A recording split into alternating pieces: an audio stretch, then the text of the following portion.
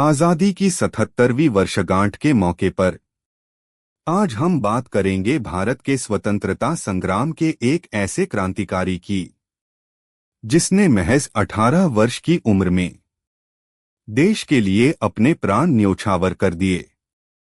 11 अगस्त 1908 यह वह तारीख है जब ब्रिटिश शासन ने एक किशोर को फांसी पर चढ़ा दिया, लेकिन वे यह नहीं समझ पाए कि वे एक शरीर को मार सकते हैं पर विचारों को नहीं।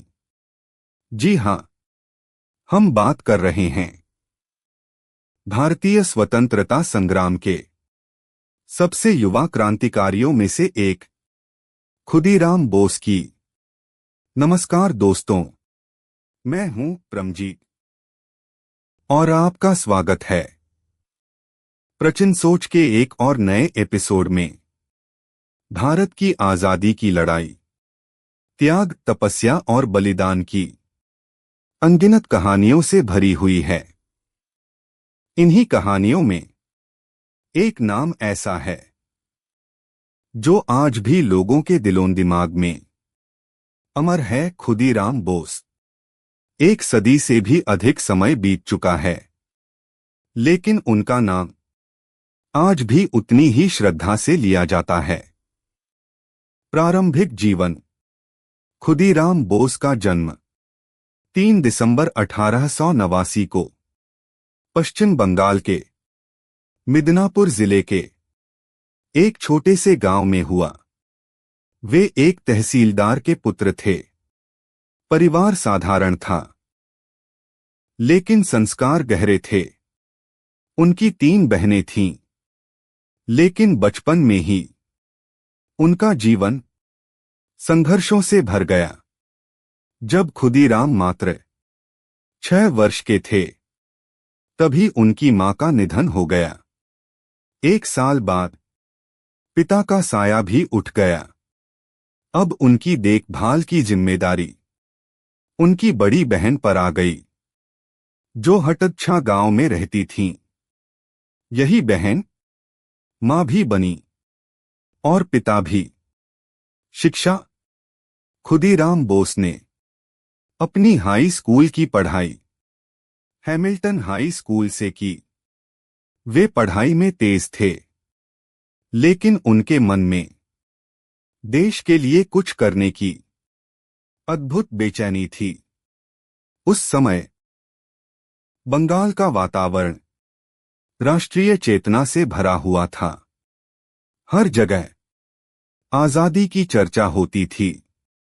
पहली गिरफ्तारी के बाद खुदीराम बोस पूरी तरह क्रांतिकारी गतिविधियों में शामिल हो गए। वे उस समय बंगाल के प्रसिद्ध संगठन अनुशीलन समिति से जुड़े। इस संगठन का उद्देश्य था अंग्रेजों को भारत से बाहर निकालना। इसका नेतृत्व अरविंदो घोष और उनके भाई बरिंद्र घोष जैसे राष्ट्रवादी कर रहे थे। किंग्सफोर्ड का आतंक। उस समय कलकत्ता के presidency magistrate Douglas H Kingsford भारतीयों के लिए भय का प्रतीक बन चुके थे। वे स्वतंत्रता सेनानियों को कठोर और अमानवीय सजा देने के लिए जाने जाते थे। एक घटना ने क्रांतिकारियों को क्रोध से भर दिया।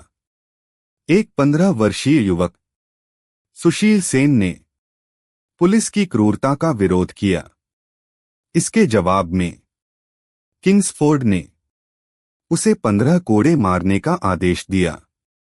हर कोड़े के साथ सुशील सेन वंदे मातरम के नारे लगाते रहे। यह खबर अखबारों में छपी और पूरे बंगाल में फैल गई।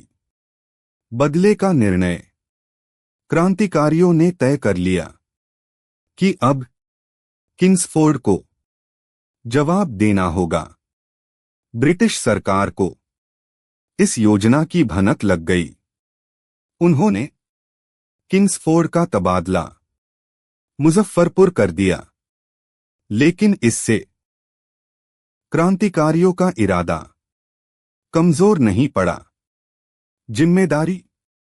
इस कठिन कार्य की निर्धारित दिन एक ऐतिहासिक घटना घटी। दुर्भाग्यवश एक गलतफहमी के कारण परिणाम भयावह हो गया। खुदीराम और प्रफुल्ल समझ बैठे कि उनका उद्देश्य पूरा हो गया है। गिरफ्तारी। खुदीराम पूरी रात दौड़ते रहे। 25 मील चलने के बाद वे वेनी स्टेशन पहुंचे।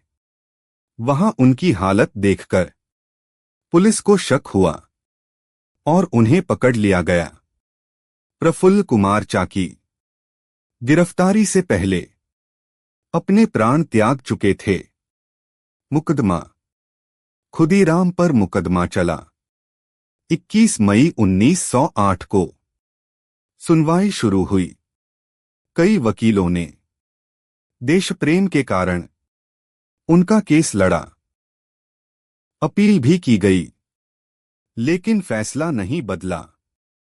अंतिम दिन जब सजा सुनाई गई, खुदीराम मुस्कुरा रहे थे। 11 अगस्त 1908 को उन्होंने हंसते हंसते फांसी का फंदा चूम लिया। महज 18 वर्ष की उम्र में वे अमर हो गए। विरासत। उनकी शहादत ने हजारों युवाओं को प्रेरित किया। आज भी खुदीराम बोस भारत के युवाओं के लिए एक आदर्श हैं।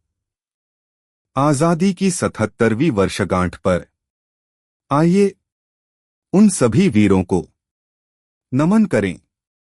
वंदे मातरम। भारत माता की जय।